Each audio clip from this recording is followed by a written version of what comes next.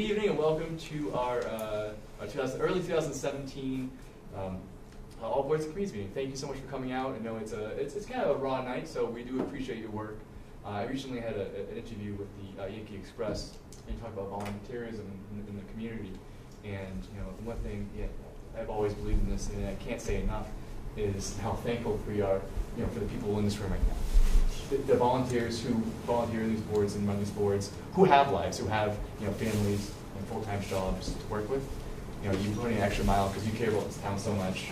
And I know many of us here have multiple hats we wear, and we go even beyond what is normally expected. So once again, I just want to thank everyone for what they do. You make Charlton what it is.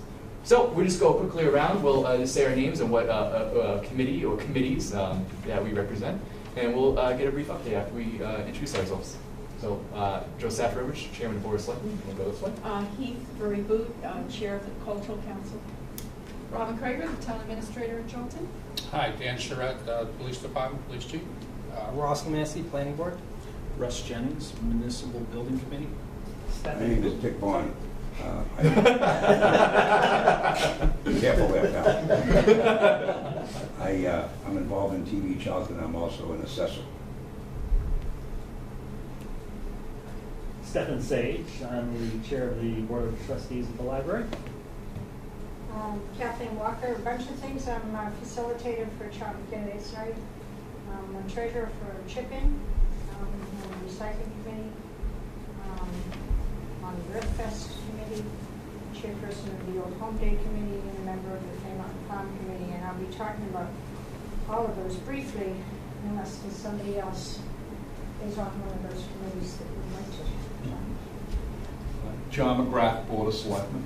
And Jerry Doble, Finance. Ann Salute, Charlton Animal Control and Inspector. Thank you.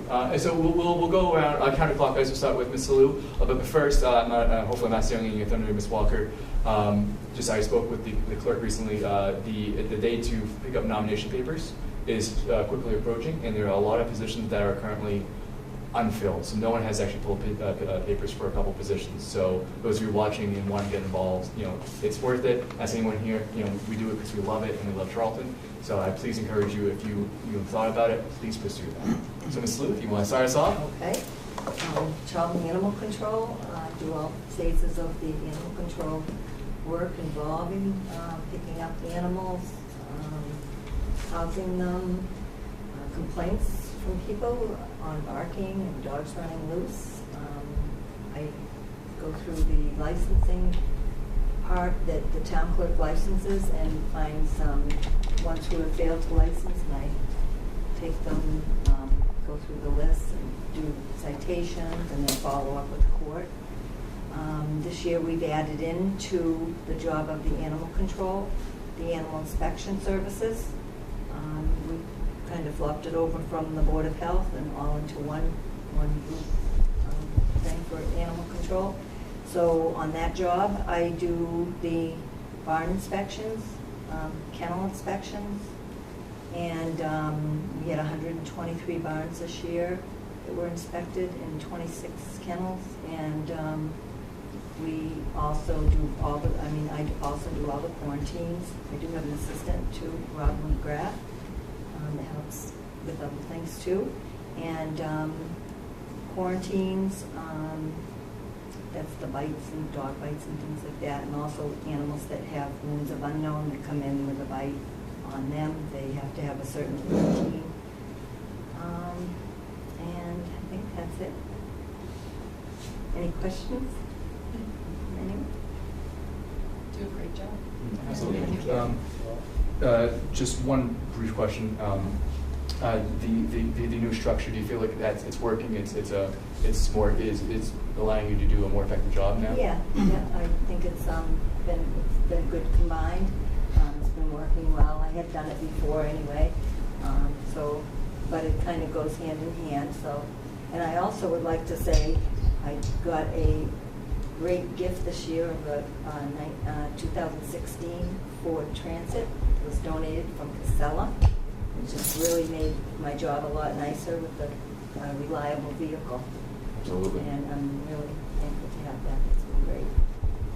No, I hate to go out of order. I know Ms. Craver and Chief Charette have to go to another meeting, so excuse me, I'll have them go first. Next, Ms. Craver, if you want to update. You know, because there's a lot going on with the Board of Selectmen right now, and you are the keeper of the lists. I just want to check, did you want to say I something just in wanted to say relation to something. Ann? Oh, I'm sorry. That's okay. I just wanted to thank her for, I got 6 chickens this year. Oh, congrats. And Ann came out and inspected my chicken coop, and I passed. A new title, did you? Okay, thank you. I wasn't prepared. For me, this has been a great meeting for boards and committees to share what they're doing. So I've kind of encouraged department heads to kind of step back, come give you information a little bit.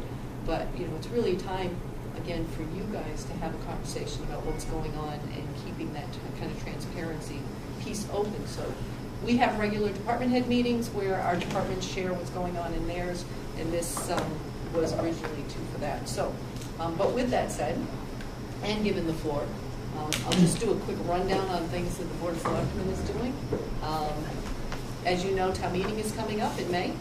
The warrant is open now, and we're accepting warrant articles. The Board of Selectmen will be closing the warrant at their next meeting on Tuesday. Budget submissions are due this week. We're having that. We're starting to put the budgets together to present a budget, a draft budget to the Board of Selectmen and Finance Committee. So we've started to set up department hearings and meetings with the Finance Committee. So if your committee doesn't have a department head and we haven't called on you and you're looking for money, please see me so we can kind of get you in touch so you can start to have a conversation and dialogue with the Selectmen and Finance Committee. We have several big projects coming on. Most of you know about the water line with Exxon. We completed a $30 million deal.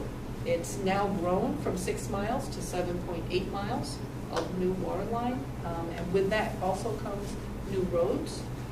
So we're excited about that, and negotiations are starting to move forward. Construction documents are being made. I'm in the process of putting together an application so that the Board of Selectmen and Water Sewer Commission both voted to eliminate the betterments the way, and I'm starting to work with the Division of Local Services on how to actually implement that.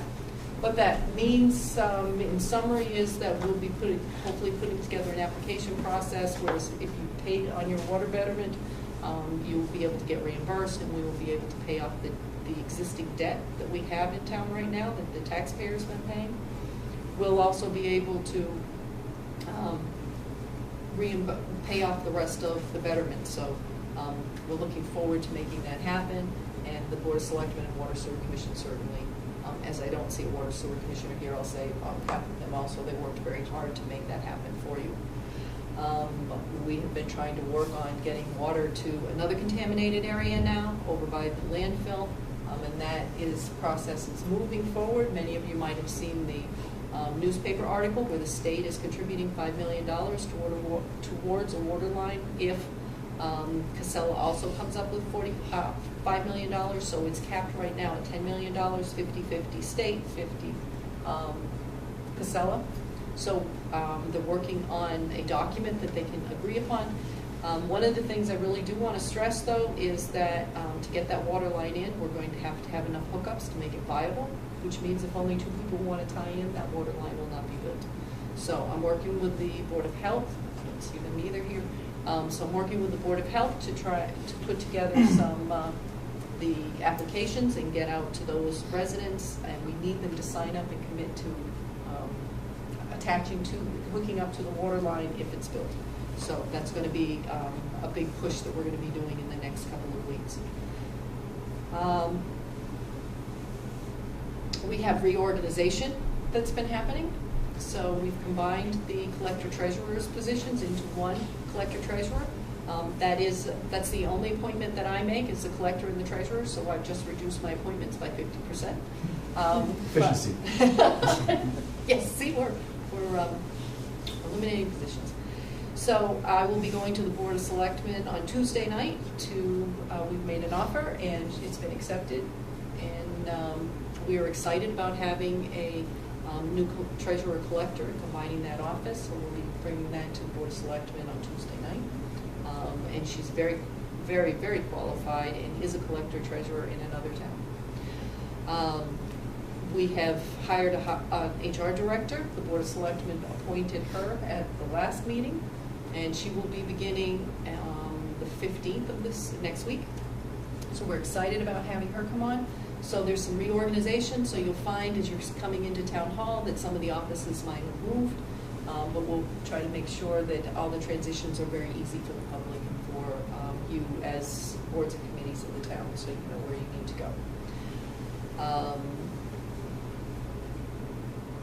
Anything else that you want me to talk about? I think that's I think those are the pretty real big. major key things that affect a lot of all the boards, daily operation. So also, it's going to be my honor to introduce our interim police chief, but just on that front, the Board of Selectmen had actually planned on having an assessment center, a test with the civil service for a police chief, and then an assessment center. The Civil Service Commission has told us now that they are not going to be giving the test, so we are going to be responsible to do the whole assessment center. So I've been waiting for the HR director to come on board to assist and work with Danny, and Danny will also give us some support. And we will start put out a notice for an open and a promotional for a new police chief. So we feel we're in good hands with Chief Charette. As you know, many of you know, he was the chief in Southbridge. He's retired. And I've been working closely with him. And if you'd like to say a few words and just say hi, it's good for everybody to get to know you. Thank you. Hello. It's been a real pleasure being here. Came in January 1st and know the town very well. Lived here for years with my family. My wife worked here at the middle school for quite a while as a nurse. And it's just a great community. I've had a fantastic time. Great department. We really look forward to working through the process for promotions. And I've got to say one quick thing about Miss Salute, that she was very, very modest. Charlton is a great community that has a lot of streets and a lot of woods. And within that structure, it keeps her very busy. Just the barn inspections in that, if you can imagine, that a lot of us don't realize. I don't think I realized before I was a police chief that, somebody has to go out and make sure that, the horses, the cows, and so on and so on and so forth are properly cared for. It's a huge job. And if it's not done right, there's very, very bad circumstances. And she does an amazing job. So it's one of the many people I've gotten a chance to work with. And I can't say how happy I am to be here and how the community's been so welcoming. So I really appreciate the support and the opportunity to work with all of you. Thank you. Yes. If I can say one more thing. Thank you, Chief. Thank you. Over the next couple of months, the Board of Selectmen and the Finance Committee will be talking about warrant articles and the budget. And so I want to say that to the people at this table, but I also want to say this to anyone that's watching at home. Please tune in, pay attention. My door is open if anyone wants to understand the budget or any warrant article. I'm there. Nobody should have to show up at town meeting and not know what's going on or what's in that warrant article. So I've already posted the department requests, so that is on the web. The budget changes as far as the Board of Finance Committee's recommendation almost daily sometimes, so I don't put that out because I don't want you to feel like you've been fooled that we changed it on you. But if you want to come into my office, I will go through it and go through the thinking. We really do want people informed, and we want to make sure that you get the information as fast and so you can digest it, so you feel like you are informed when you get to town meeting. And before the chief and Robin have to go, is there any questions for? I saw the article about the 5 million and 5 million, and I noticed at the end of it that somebody had made a comment about why should the state, the DEP, contribute to fixing this problem using taxpayers' money when it was caused by the Corporation of Casella. And I'm wondering if that is going to be brought up in the conversations that you have in the future. As somebody who enjoys paying taxes, and one of the few people in this world, I guess, I can understand their concern that we're spreading that all among the rest of the people in the state for to bail out Casella in a way. Well, I would never, ever try to speak for what might be in DEP's mind or the state's mind on why they might do some things, but maybe I can, and I didn't read the article nor the comments, but I will say a couple of things that I think are mitigating factors to this. One is that the landfill is owned by a town, a municipality. Two, that they have not been able to link 100% that it's absolutely the landfill. I know, the majority of people in Charlton are pretty confident, and I would be in that category, that the contamination is coming from the landfill, but they're not there with the science at this point. As a matter of fact, Casella and the town of Southbridge has science that says it's not. So it's refuted. Another thing to consider when you think about this is that the landfill, although it is in Southbridge, it's going to benefit across the state, and that also may be a piece of it.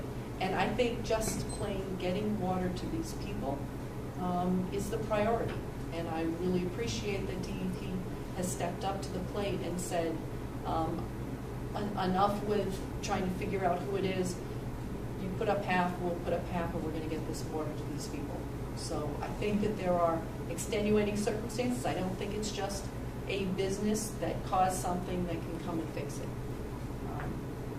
But I think they're good questions to ask. And when people do sign up and have them connected, do they then start paying for that water? Yes. They now are forced to get because of this problem? They will be hooked to a good public water source, yes, like any place where you live in front of a water line and hook up to water, yes, they'll be responsible. I don't want to opine on the goods or the bads or what that responsibility. Our responsibility is to try and get clean water to them. That's what we're trying to do. It's going to be very transparent of what the residents' responsibilities are versus the corporation. We're anticipating that there will be a ACO, just like there was with Exxon, and an agreement between all of the parties, including Charlton, to work to set aside of who's doing what. Yes, I think that will be very clear. And the responsibility, as I know it, as the conversation is progressing, would be that they would, one, agree to hook up to the water to make sure that the water line gets built, and the connection would be made for them, and then they would assume responsibility after that. But they would never receive a betterment or privilege. They'll be able to sell their houses. And they'll be able to sell their houses. And their wells will be decommissioned for them, so they won't have to pay that burden either. It's also a point that their well is not free. I mean, they had to pay for their own well, or they have to pay for maintenance on their well, as I know. So the minor payment for the water itself is less expensive than a new pump or some other things. So. And that's a good point. If your well goes bad, you're going to pay another $10,000 just to drill a new well, so you'll never have to worry about that or the pumps. And besides, I go up every Saturday morning and I can dump my stuff up there free. Yes, you can. And that's a good point, because I'm not sure. I've talked to a couple of residents that didn't know about that. Residents in the town of Charlton can go up to Casella and drop off their trash. We have our own sign and everything. Yep. It says Charlton Trash and Charlton Recycling. Do they have a place where you can put hazardous Yes. materials in Yes. there? Because sometimes they have these collection days, but I didn't know whether you could do that. Yes, you can. It doesn't show on They have a their bulky- website. They have a bulky thing too. You can go on the website and then see. And you can also, I think it's the recycling committee that helps work. Well, So I just want to clarify the hazardous waste pickup is 4 times a year. So it's just 4 times. So in the regular Saturday drop off, you can't drop off. Oh, you cannot. And I think it's okay. coming up, the hazardous. There is one. 25th. There is one coming up, yeah. So March 25th, there is a hazardous waste. There that you is, can. okay. You can check our website, it should be on there too. Okay. Or if you have questions, you can always call Casella directly. We'll Put take it on a over calendar there. now. Mhm. Take it over there. Mhm. Yes. Which is pretty close. Yes. Actually, it's kind of right on the town It line, is. so It is. in that sense, there's a convenience. Right, I know you both have to We leave do. for another meeting. So thank you again for coming. Thank you for having us. Thank you. Okay. It was a pleasure. Yep. And we'll continue our counterclockwise rotation with our master of the finances, Mr. Doble. Well, I'm chairman of finance committee, and my favorite word is no, I guess, not everybody's budget. But we look at all the, Robin is just leaving now, but she prepares all the budgets or works with the budget to present to us. And we go over all the budgets at the finance meeting. We're going to start on the 15th. The next meeting after that is on the 22nd. And then we'll see how we go after that. The warrant will be there too, and we have to go through that. But right now, we're in pretty good shape. I don't expect any cuts like we've had in past years, but we'll see. And our first meeting's the 15th, so I'll know more after that how it goes, but right now, it looks pretty good. Uh-oh. Ms. Walker? There's been some concern over the years that the budget process should start a lot earlier. A lot of towns, they start in November and December. Well, one of the things...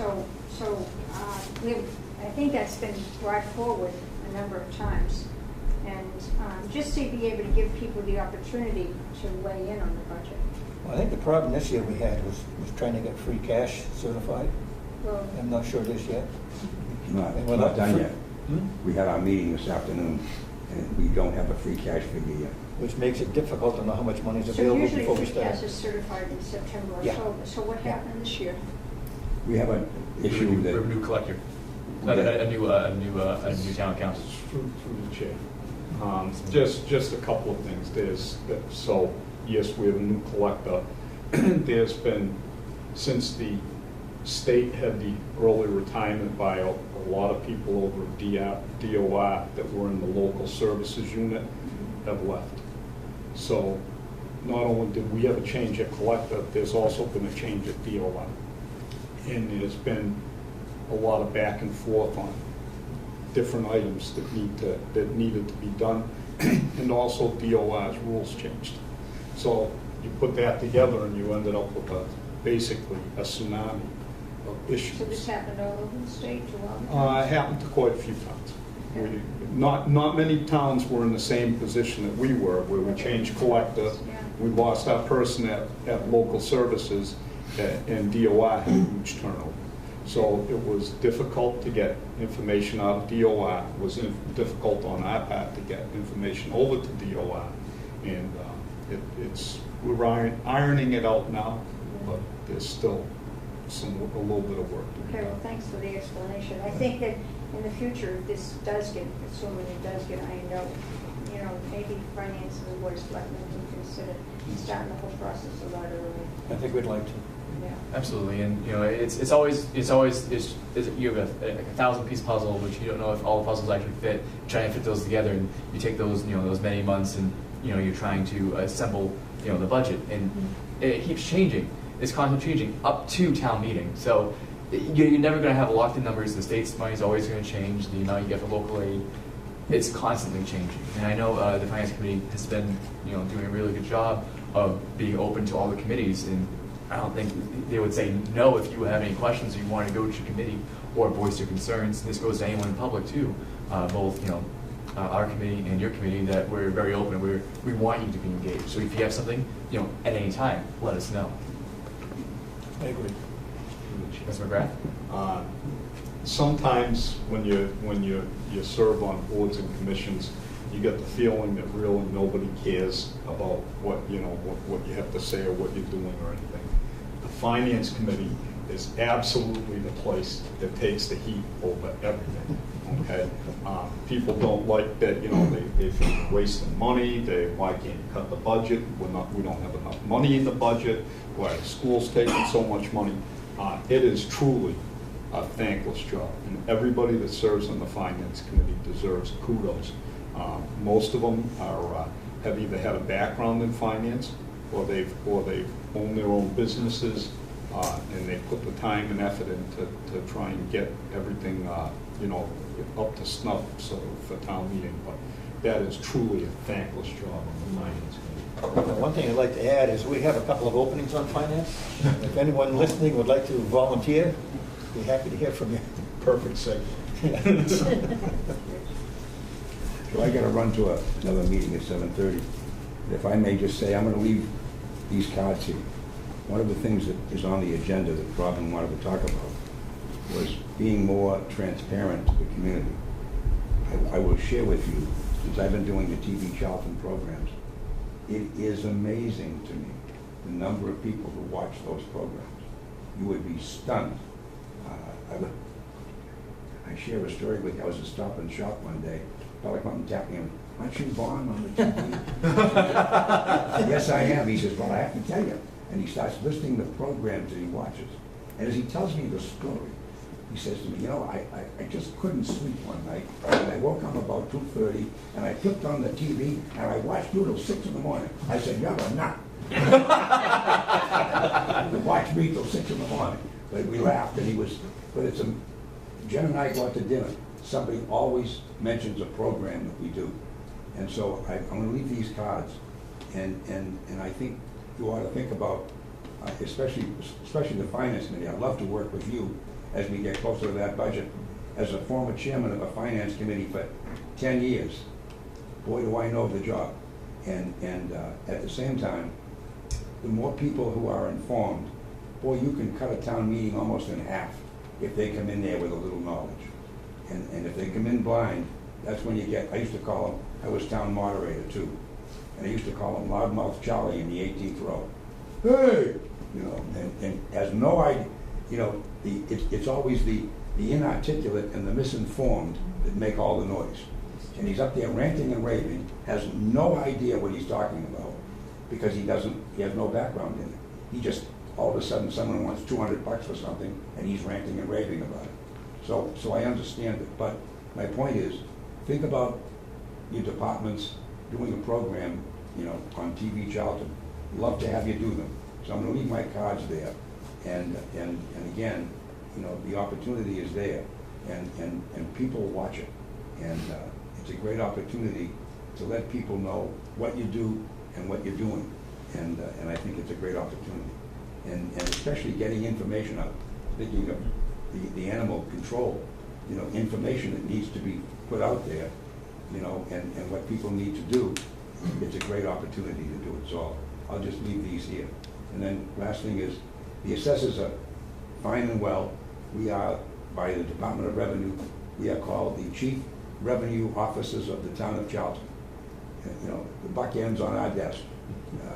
Whatever they vote, we got to make sure we got the dough to pay for it. So that's our challenge. Once the town meeting is done, and we get the revenue number, then the tax rate is set based on that number, so that we make sure by the end of the year we pay the bills. And things are moving along smoothly, and it's we got a great department. And Debbie is 23 years she's been in this town running that thing, and she is one of the brightest, most knowledgeable people that I've ever had a chance to work with. So we need to understand how good she operates, and the two girls in that department do a great job, because you know, most people who come there are not happy. They don't come in and say, hey, guess what, I got mine. Oh boy, where do I make a check? You know, so it's one of those things, but they do a great job. Anyway, thank you. Thank you, Mr. Mullen. And just say to you a quick. I just want to point out that not everybody at town meeting comes unprepared who's ranting and raving. As being one of those individuals who questions some of the things. I study that budget very carefully, and when I present something and there's a need for a vote, I have managed to save the town some money. Questioning is one thing, sir. Don't take me wrong. But I said ranting and raving. Someone who doesn't know what they're talking about. Do you know what I'm talking about? Knowing what you're talking about and asking questions and raising issues, that's very appropriate. But I wanted to make that point because but I don't like believe me. anybody who questions things No.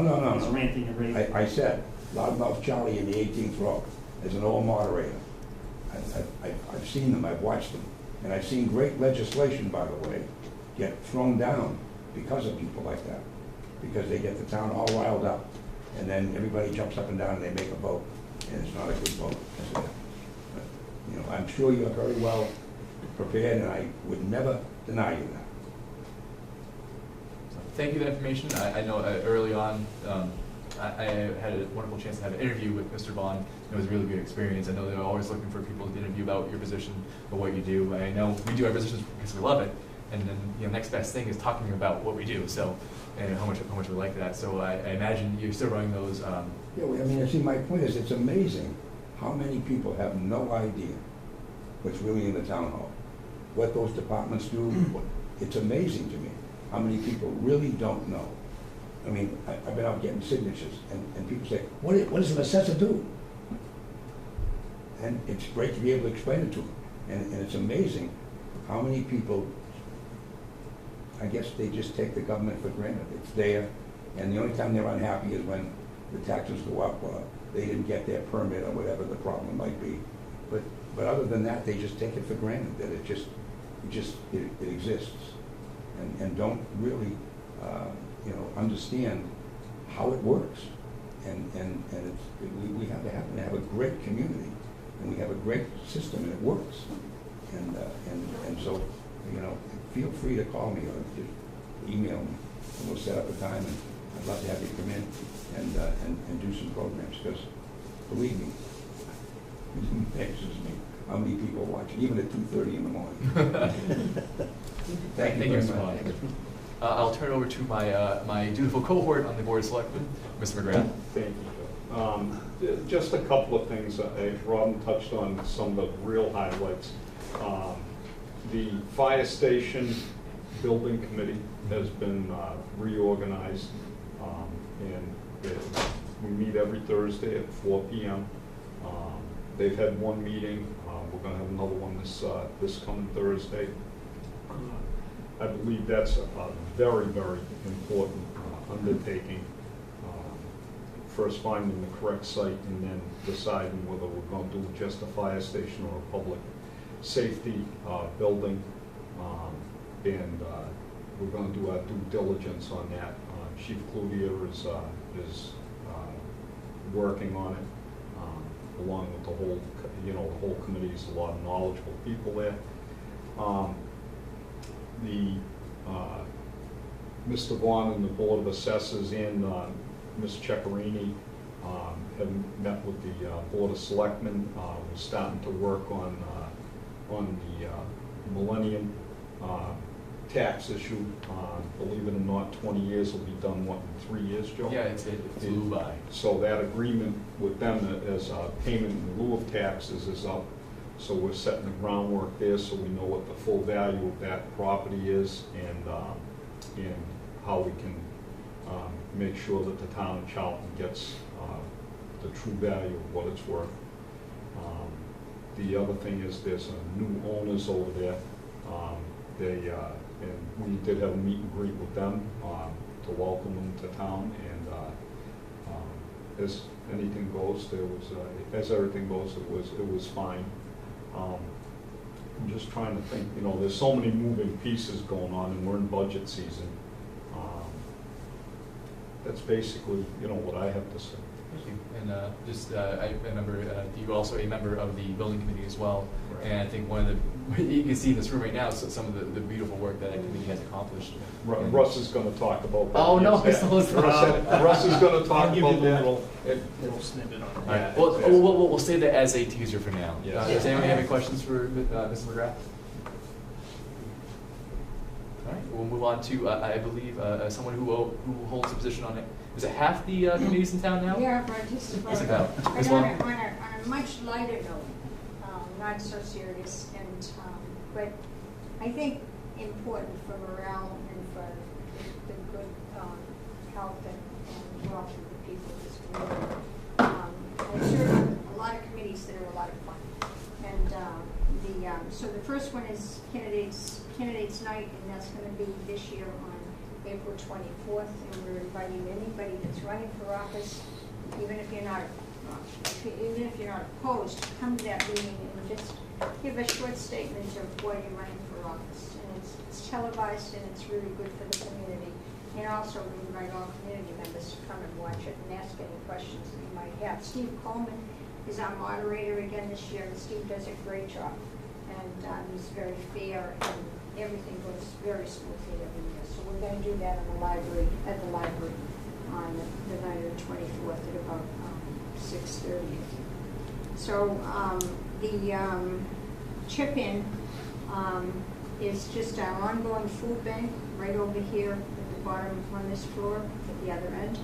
And every fourth Saturday of the month, throughout the year, boxes are made up and given out to residents that qualify in low income to get a box of food. Now, it's certainly not enough to feed people for very long, and I think the theory behind it is that people don't, the Western County Food Bank doesn't want to feel that they're enabling people, so it's only once a month. It's better than nothing. And so anybody that, if you know anybody that needs help, they could use some extra food once a month. It's a pretty big box, and there's a lot of really great food in there. And so we go over all the food and make sure it's all date stamped so that it's not out of date. Darlene Hemco Rollins runs the whole thing, and Darlene's very, very fussy about the food that's given out, and so it's all good, up-to-date food. So we'll encourage people to take advantage of that. Again, it's free. The recycling committee got kind of a shot in the arm this year because we had Michael Cunningham came to the meeting and said, this place, I cleaned up my whole street, and 2 weeks later it was a complete mess. And we got to do something about the litter in this town. And that set off, there was a sort of a catalyst for us to all think about littering. And we went to the Board of Health because we're a committee that's formed by the Board of Health, an ad hoc committee.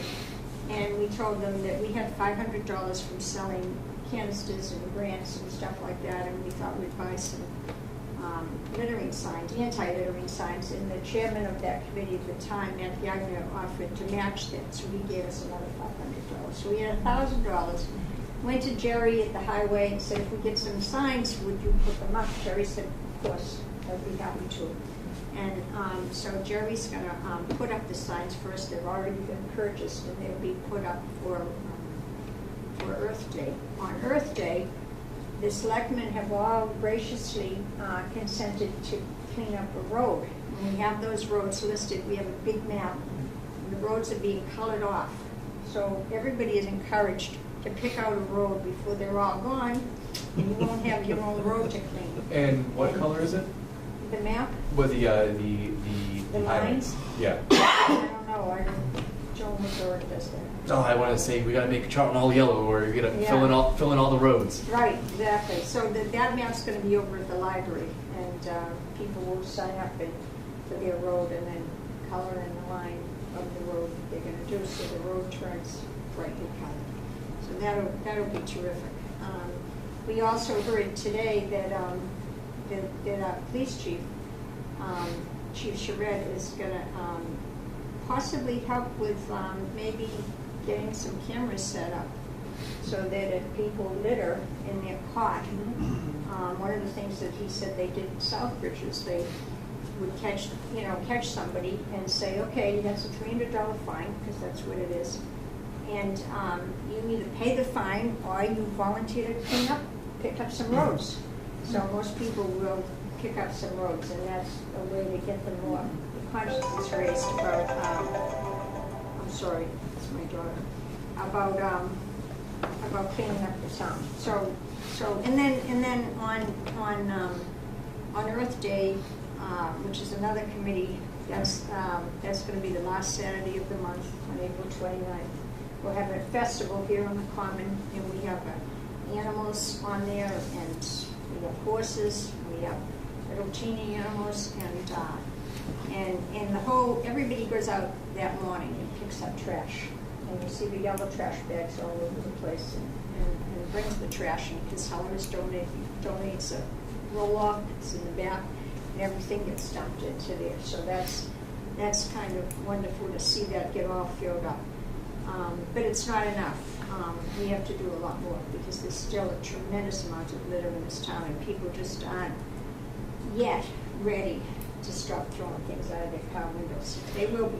And it's sad, a lot of people who are just passing through seem to be the biggest culprit of that, you know, just Oh, throwing really? throwing at McDonald's didn't cup out the know that. window. Yeah. Because, you know, if most people who live in the community care a lot more than people who are just driving through. So I Yeah. notice a lot of that, Yeah. two-way traffic. Well, that's a good possibility.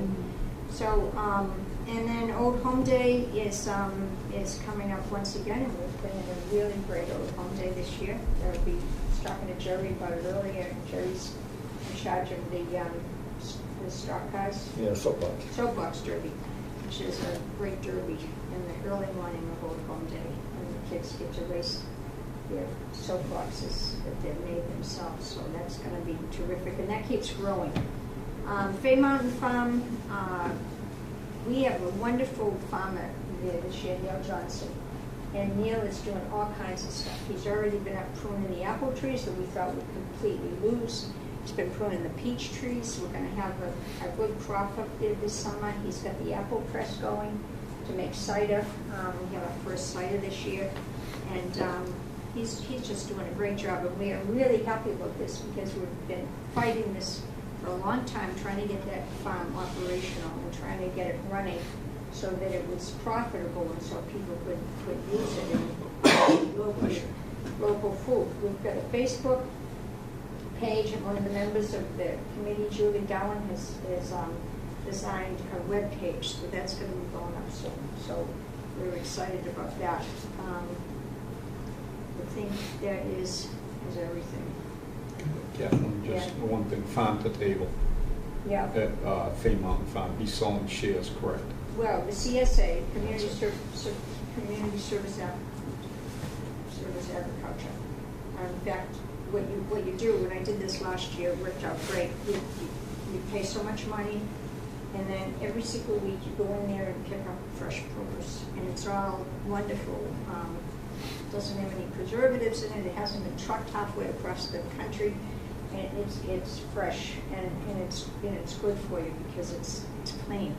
So people should think about that. When you buy food from the supermarket, oftentimes it's come from a long way away, and it has to be preserved to come all that way. So the stuff that they use on it is not the best stuff to be feeding ourselves. We need to be taking care of our bodies. And that's a good way to do it, by eating fresh, locally grown food. Where's the best place to get more information on that? Fay Mountain Farm. There's a. Is that going to be on the webpage? There's a Facebook page right now where you can put in Fay Mountain Farm. There's also a page on the town website, Charlton, Town of Charlton, where you can go to that page and just put in departments, Fay Mountain Farm. And you can get to that web page. It's not going to be as dramatic as the new web page that's being designed. But and right now they're opening up soon, and they're going to start to they're starting to sell the CSAs now. Yeah, that's a great program on both sides of the table. So Yeah. Helps the farmer, helps the resident. Right. Exactly. So yeah. Great news. Yeah. Thanks. Any questions for Ms. Walker? Or any of those committees? Jeez, Kathleen. Yeah. Can go home now. Mr. Sage? Did you double check to make sure you covered all that list? Well, All some those of them groups? aren't town groups, so that's why. No? What's that? Something? No, keep hearing that. It's like, is this, it's coming from that direction? It's like a fizzling noise. I don't know. My table bugged. Yeah. It's a tablecloth, it makes the noise. It's weird. Seriously. I could hear it. Could you hear it? I did hear it. It's weird. Twice now. Yeah. It's not my It's like a phone. little I buzz. think it's something there. Yeah, hopefully nothing, goes bad or Yeah. just go pop. But except, So anyway, I'm at the library, and the library is a 21st century library. They keep, our library director, Cheryl Hansen, keeps bringing in new things that keep us contemporary, things that I don't quite understand being a non-technological person. I'm lucky to be able to get the emails.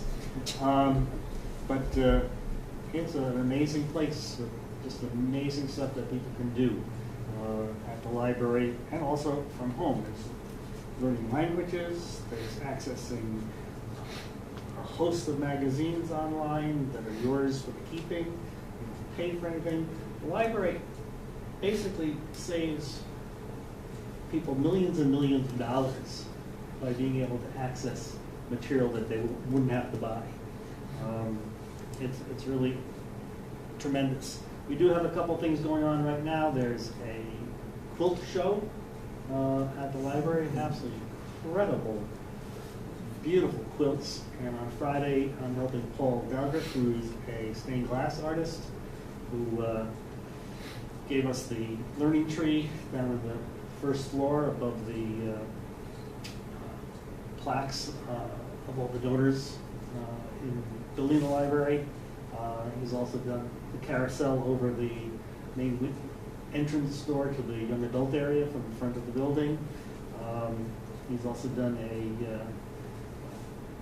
a geisha type one, a Japanese woman. He's going to do a couple more panels for that.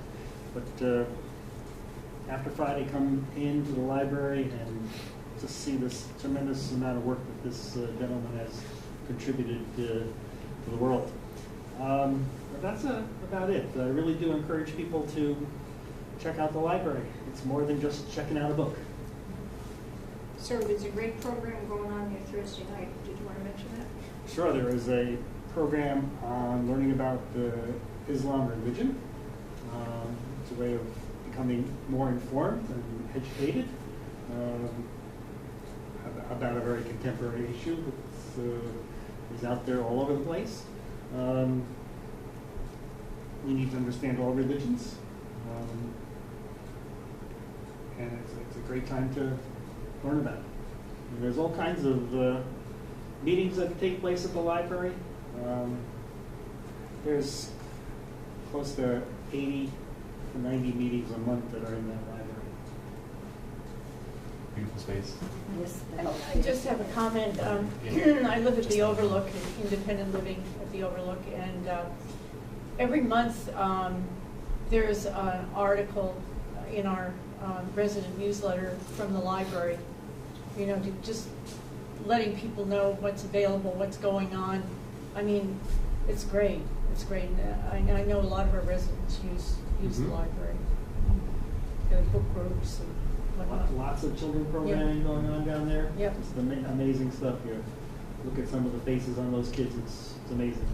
John? Yeah, just a couple of things. My grandchildren love going there as well as I. I think that the programs that go over there are very diverse. I think that the stats that the library has, both electronic and the physical books that are in the library, are second to none. And I know the trustees and the library director work extremely hard to make sure that the library is a 21st century library, and that they fight for the funding every year. I know that, and thank you, Steph. Right. We're still waiting to be 100% funded at some point, someday, maybe. We certainly aren't. We certainly aren't right now, and we're not asking this year to be, because we don't expect it, so we're finding sources elsewhere.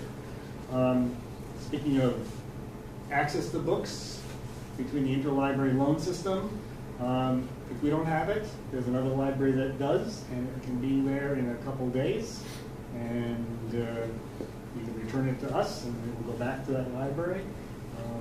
I actually had the experience of getting something from Wisconsin that was only available in Wisconsin. Well, I can echo what John says about the library. You guys do a great job over there.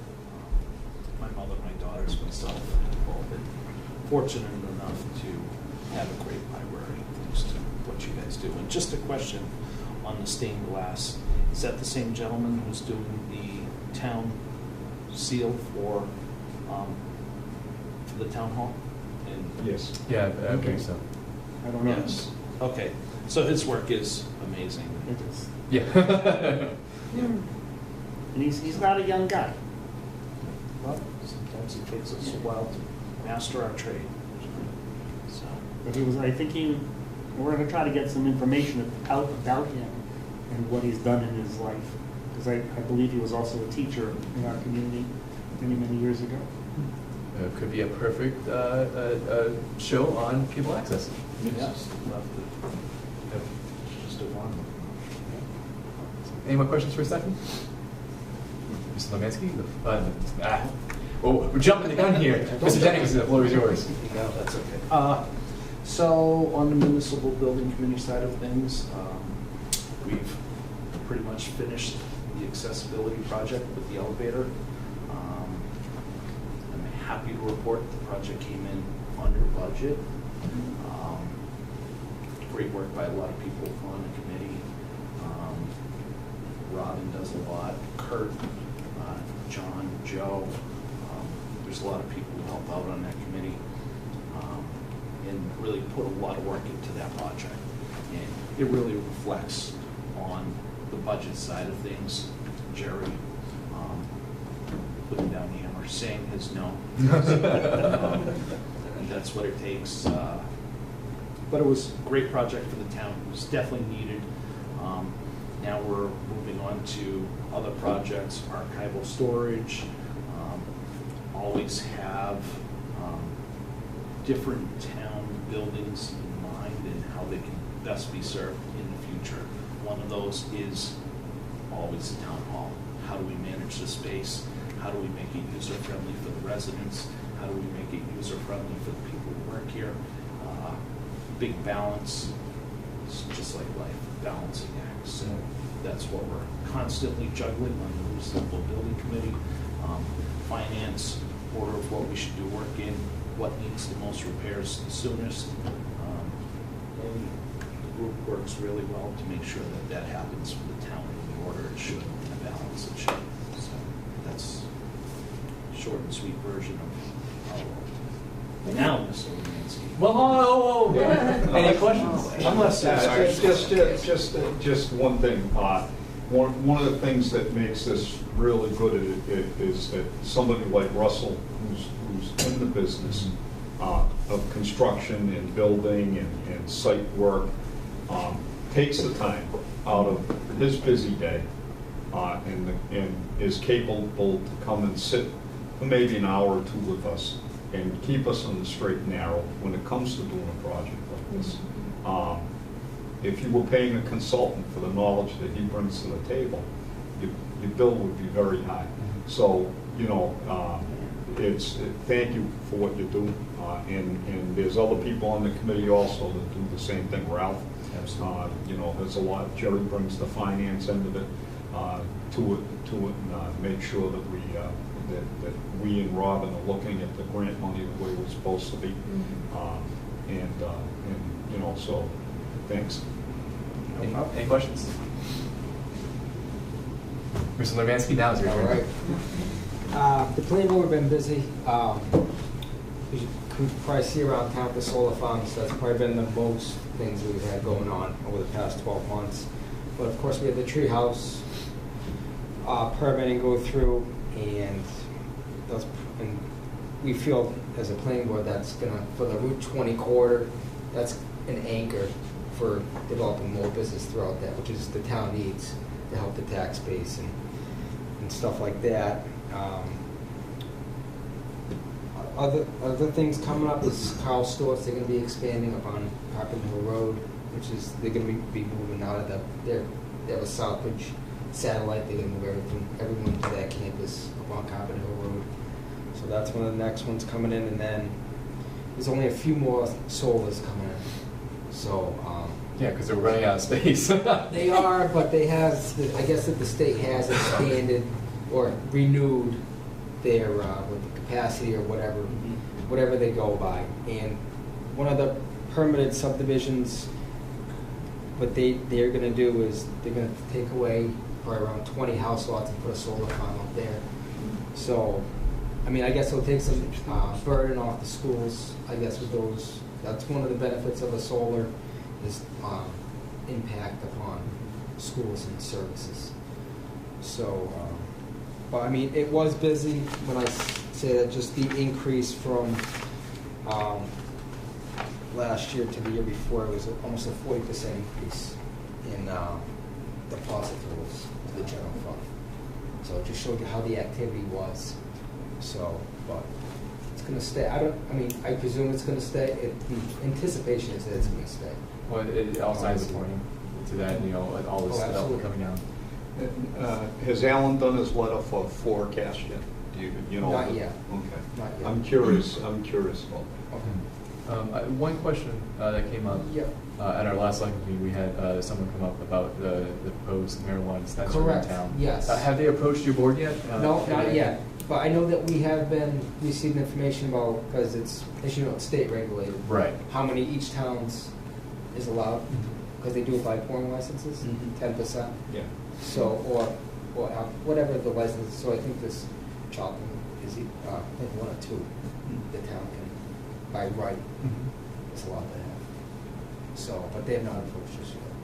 So do you think that will, because I know it still hasn't been determined from a zoning perspective yet. No, I think it just, I believe in the letter that I saw, some of the information that's out, Alan has had general discussions with them. It is a by right use, where they want to go as CB, commercial business, down on Route 20. So I believe the only thing he was trying to check on was if they had to go through an administrative site plan, which I believe he was leaning towards yes, or they were volunteering to go Yeah, through. it won't be a special permit. Yeah, no, there was no special Correct. permit, it was just an Right. administrative site Right. plan. So, but that's the last I heard, and that was only because I think he'd written a letter to us at some point in time, or he'd written a letter to Kurt. Okay. But they have not approached us yet, but it's anticipated. Right. So thank you for Oh, being no on top of problem. that and being on, you're always on the front lines of all these proposals, some of which we don't even know about. Yeah, some stuff comes through and some stuff doesn't. Right. Issue. So. Hush. Any questions?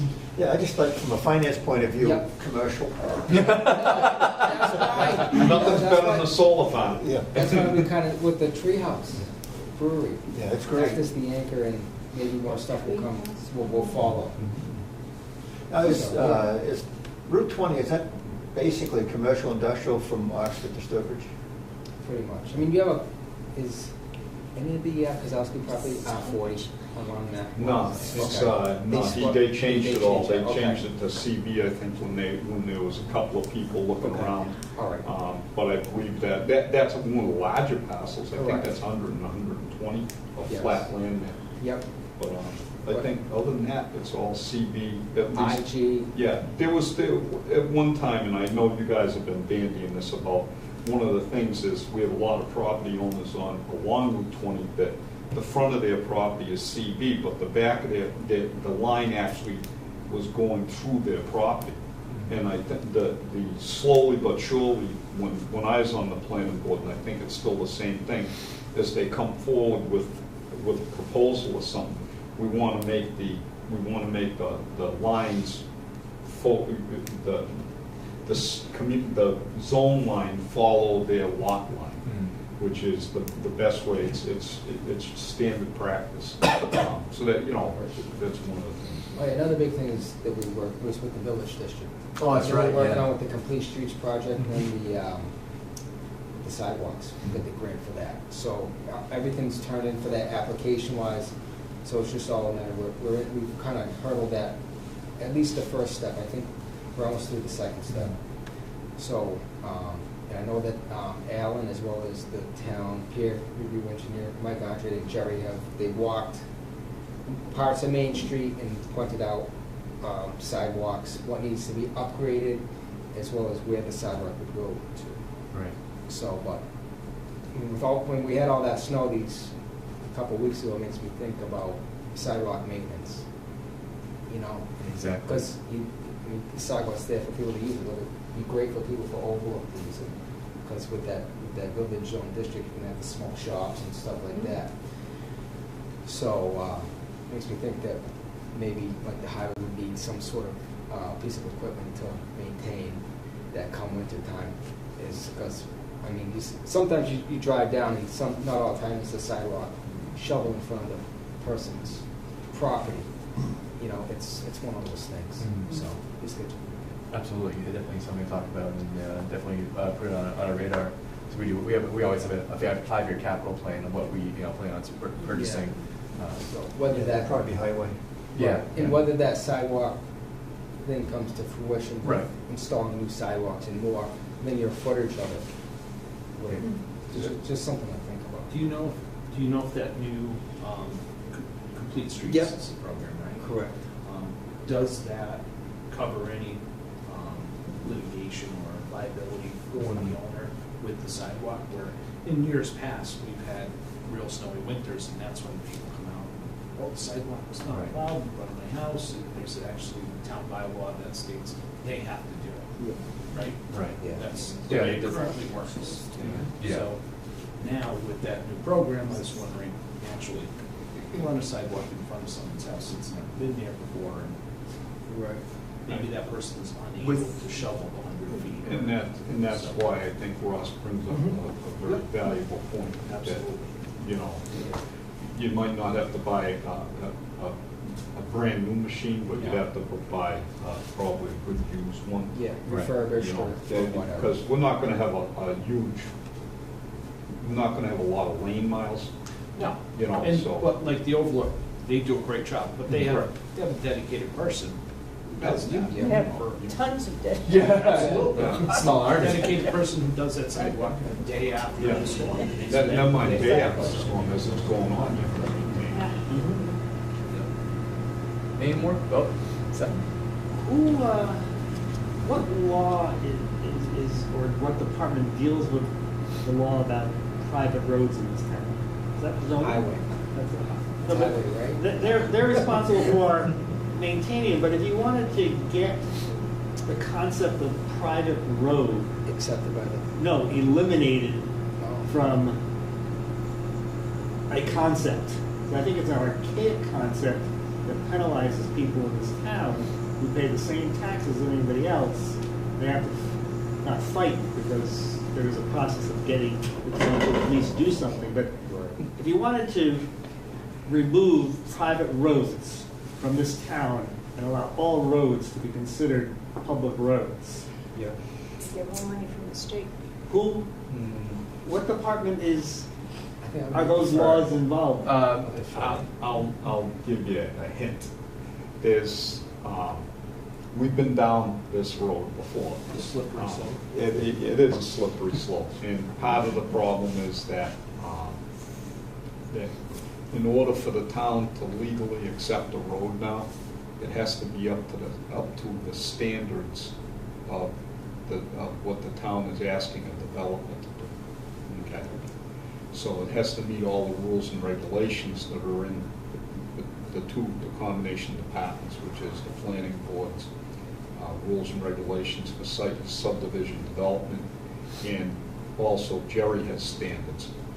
So you have to put in the infrastructure for drainage, and you have to do, on a private road, the way it works is that either property on either side of the street owns to the middle of the road. You have to lay the road out to the minimum width in town, which is what, 20 feet now? I believe minimum road width is 20 feet. And then you have to do a taking. You know, they will actually give you, it's just a taking in the manner of the legal documentation, which runs into some money also. The problem runs into Stefan, and we'll go over to Glen Echo, some of the private roads that are over there. Even though we maintain them for public safety, to plow them and everything, if we laid the road out the way it was supposed to be, we would be through people's front steps and right up to their door.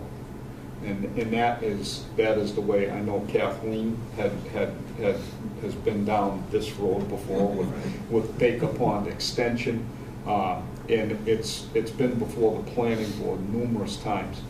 There is no mechanism for us to accept it unless it's brought up to the standards of the town.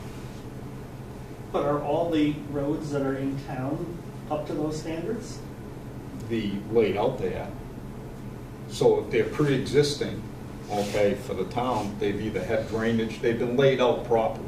They have the right width. Most of the roads are, what do they call them, 2 rods?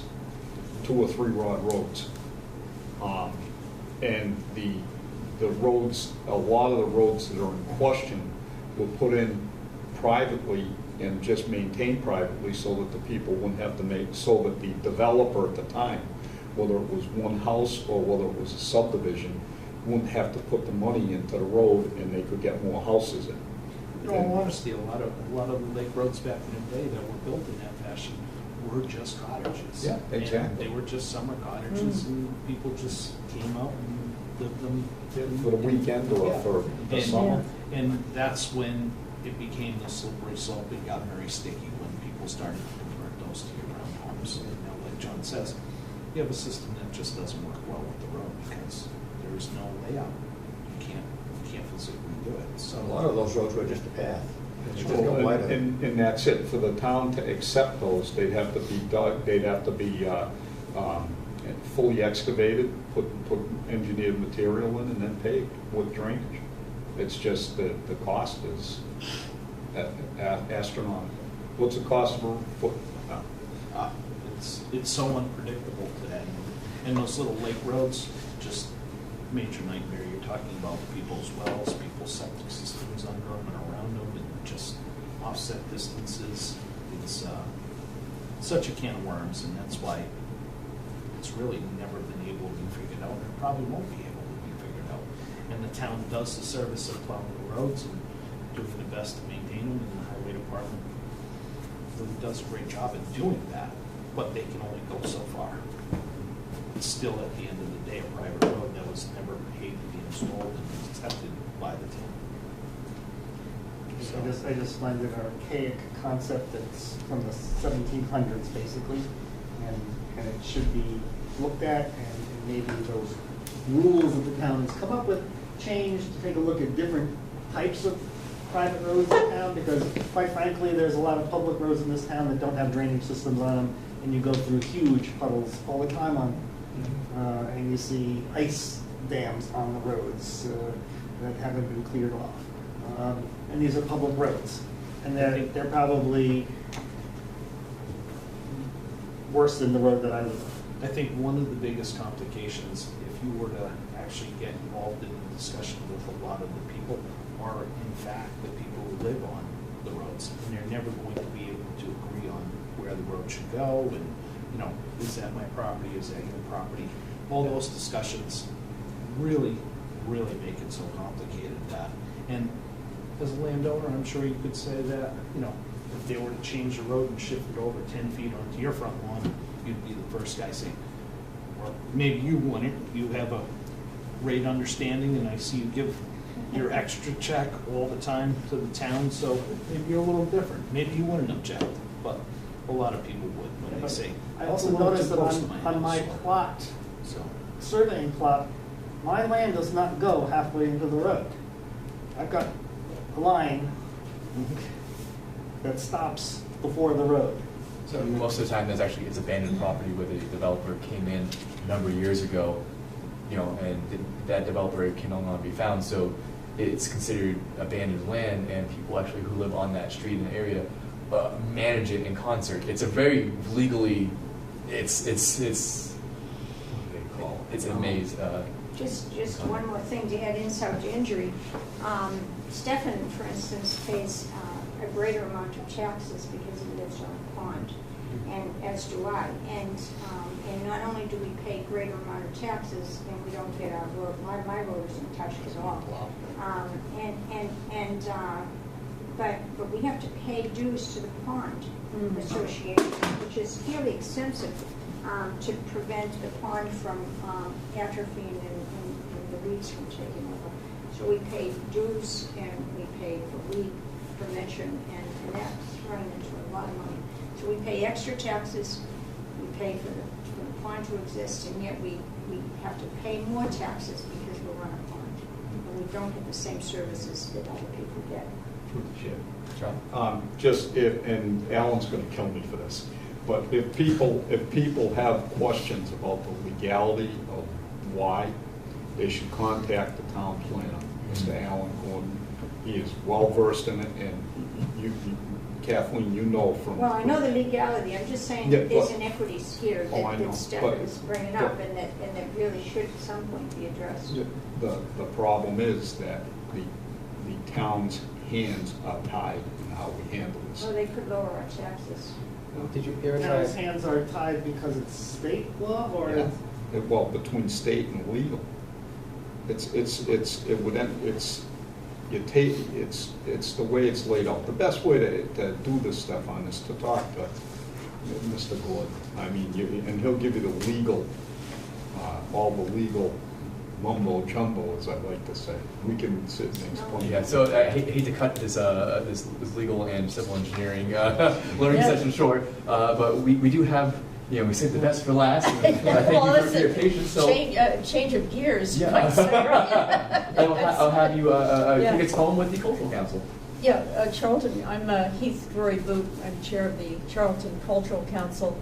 And I don't know how many of you really know about the council, but it's an organization of volunteers, like all of the bodies here, that carries out the mission of the Massachusetts Cultural Council to promote the arts at the local level. And the goals are to assist local artists and art groups with projects that will enrich the community and provide grant funds for programs in any of the arts, any area of the arts.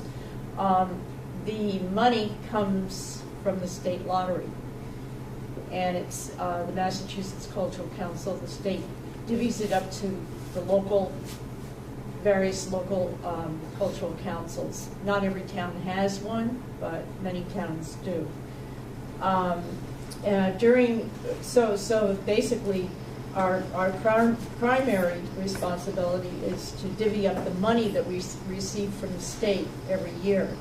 And in the 2016 grant cycle, we received $6,122, which isn't a whole lot, but it's spread out among, we spread it out among 11 applicants who got full funding for their projects.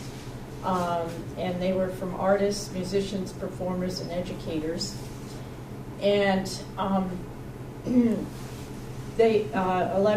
we received a total of 19 applications. 11 got full funding, and 5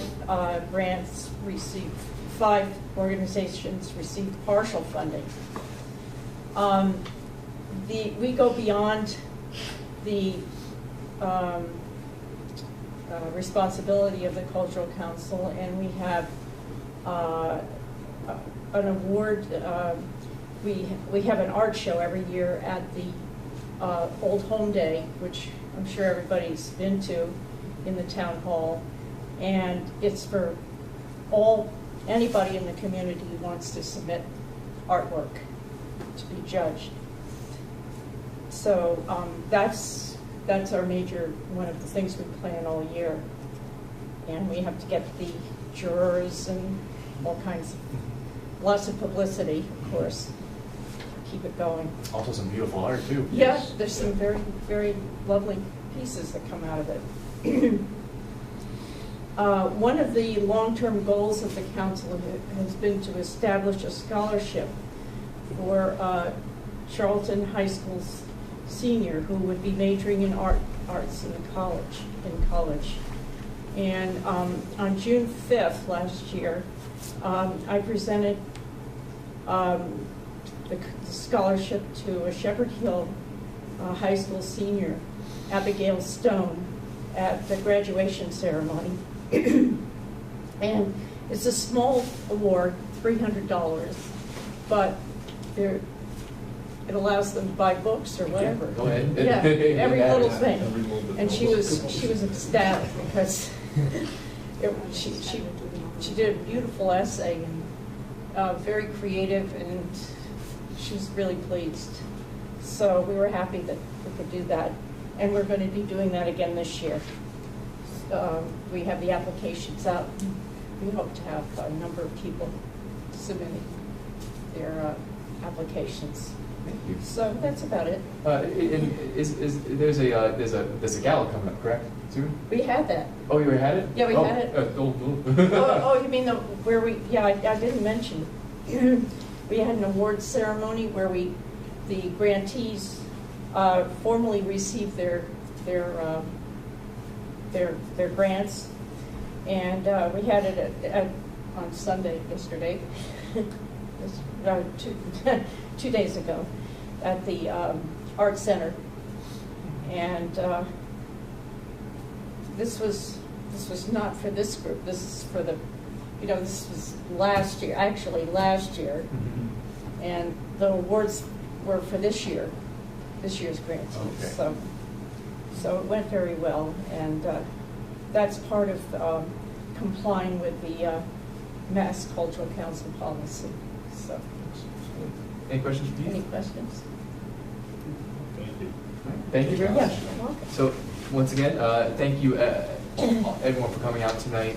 Ms. Foster? Sorry, I just said one more short. Oh, absolutely. I just, I serve on a lot of committees, and people say, why do you do all this? And the reason I do it is because it makes me so happy, because I get to be hanging out with great people and doing fun things. And the research has shown that people that volunteer live longer, and they are happier, and they're healthier.